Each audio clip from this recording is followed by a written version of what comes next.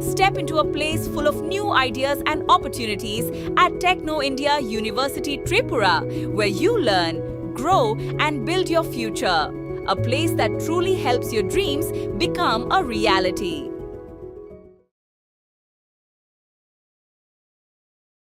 ত্রিপুরার যে কোনো সামাজিক বা মানবিক সংকটেও সবসময় অগ্রণী ভূমিকা গ্রহণ করে ONGC.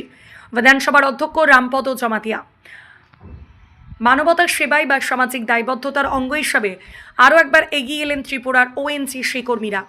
ONGC employees union of ত্রিপুরার উদ্যোগে এবং ভারতীয় মজদুর সংঘের ৭২তম প্রতিষ্ঠা দিবসকে উপলক্ষে বৃহস্পতিবার ওএনজিসি আগরতলা ত্রিপুরার অ্যাসেট প্রাঙ্গণে একটি বৃহৎ স্বেচ্ছায় রক্তদান শিবিরের আয়োজন করা হয়।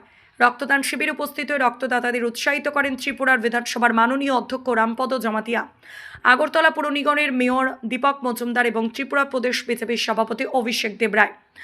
এই রক্তদান শিবিরের মূল উদ্দেশ্য ছিল দুটি। প্রথমত, ত্রিপুরার বিভিন্ন সরকারি বা বেসরকারি হাসপাতালগুলিতে চিকিৎসাধীন মুমূর্ষু রোগীদের জীবন বাঁচাতে রক্তের যে নিত্যদিনের চাহিদা রয়েছে তা পূরণে কিছুটা সাহায্য করা। দ্বিতীয়ত, সাধারণ মানুষ এবং তরুণ প্রজন্মের মধ্যে রক্তদানের উপকারিতা এবং সামাজিক প্রয়োজনীয়তা সম্পর্কে সচেতনতা বৃদ্ধি করা।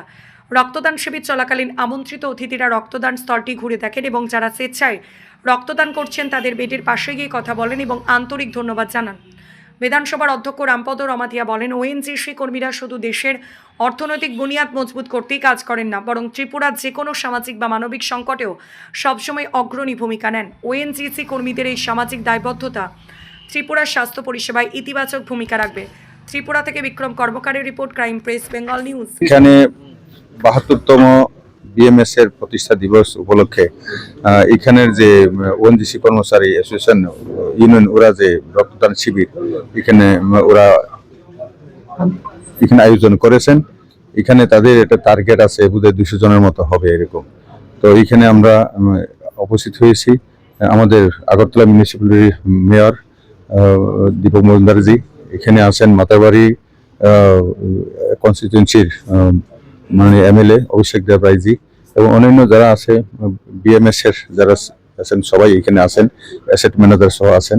তো এই আজকের যে উদ্যোগটাকে আমরা স্বাগত জানাই এবং আগামী দিনেও যাতে এইভাবে করা হয়। এবং ওএনজিসিতে আমি দীর্ঘদিন ছিলাম, তার জন্য ১৯৮৪ ফেব্রুয়ারি মাস থেকে আমি ছিলাম এবং ২০১৭ ফেব্রুয়ারি মাসে আমি রিটায়ার্ড হয়েছি।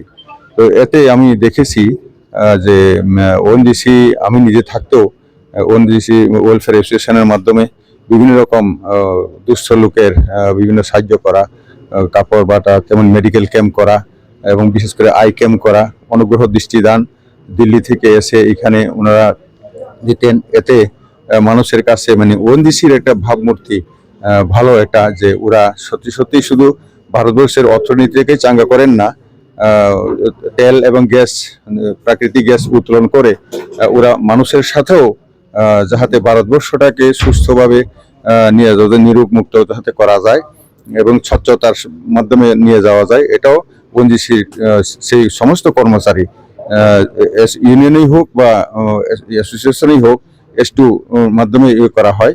তো তার জন্য ওনাদেরকে আমি সাধুবাদ জানাই। আর বিশেষ করে আপনার আজকে যে এখানে চ্যানেল আপনার এসেছেন, সবাইকে আপনাদেরকেও সাধুবাদ জানাচ্ছি, ধন্যবাদ জানাচ্ছি। সাথে সাথে অ্যাসেটের যে ম্যানেজার আছেন ওনাকেও আমি ধন্যবাদ জানাচ্ছি। ধন্যবাদ।